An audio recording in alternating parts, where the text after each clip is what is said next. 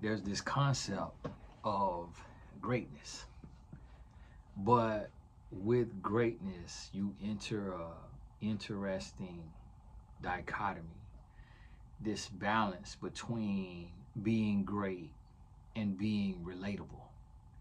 And the uncomfortable part about being great, being excellent, being successful, becoming a better version or the best version of yourself.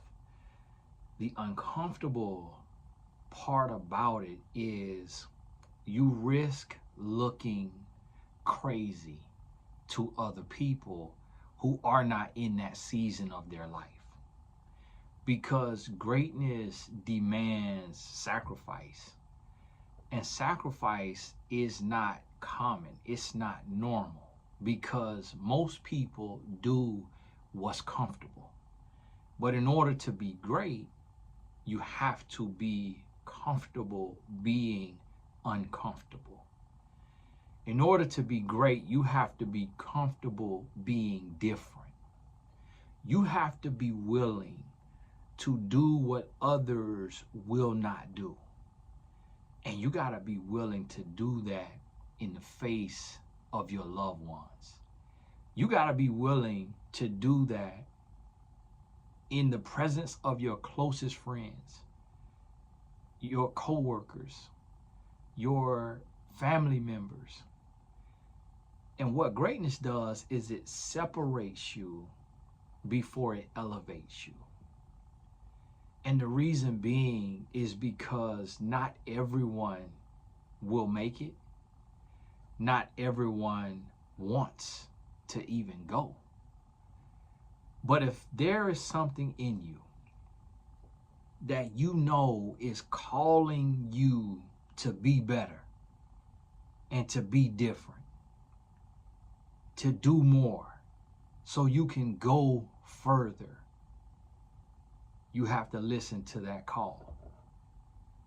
And the call will be persistent. And it will be easy as well as hard to ignore it.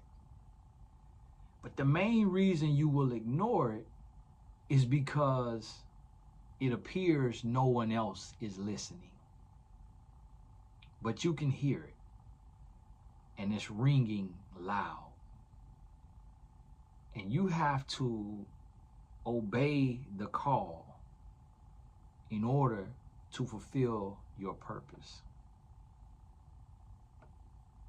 And one interesting thing that you're going to find on this journey to greatness is that not many people want to see you go. Because what they realize is as you are becoming, they are remaining. Meaning, as you are growing and stretching and getting better, they're complacent in mediocrity. And the greater you become, the less you have in common. So the things that you would do with them, you no longer have any desire to do those things. But yet, they don't have the desire to change. So now, your relationship with them must change. And either they're going to get better, you're going to get worse, or the two of you will become distant. And this could be with anyone in your life. Because greatness is a fork in the road where you could have traveled with someone so many days, so many months, so many years. But you come to a place where the road splits. And one way is narrow and dangerous. the other way is broad and full of folly. And you have to ask yourself, which way do I want to go? And you know the narrow road leads to the best views. But it's after you have ascended to the highest of heights. Whereas the broad road, the views are on the road. And you never go higher. You just are led to a cliff. And everyone knows because everyone has been told. Because there's been people who have gone both ways. And the stories have come back.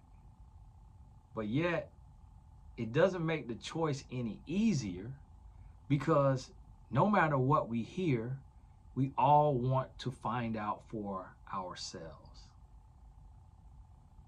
So what I want you to understand is if you want to be great, and understand this word is interchangeable with excellent, with successful. If you want to be great, you have to be willing to go alone. You have to be willing to be separated in order to be elevated. You have to be willing to sacrifice. You have to be willing to be looked at differently. For people to accuse you of arrogance. For people to accuse you of elitism. For people to accuse you of being a separatist, someone who wants to be special, who wants to be different, who wants to be better than everyone else. But they will claim that the root of it is arrogance or narcissism. And they don't understand that you really are obeying the call to excellence, the call to fulfill your purpose, your natural born right to be great. And all you want to do is make sure that he who has given you life can say to you when your race is done, well done, my good and faithful servant. You've been a great soldier and you have accomplished what you were born for. Enter ye into the gates of eternity. Your mission is complete.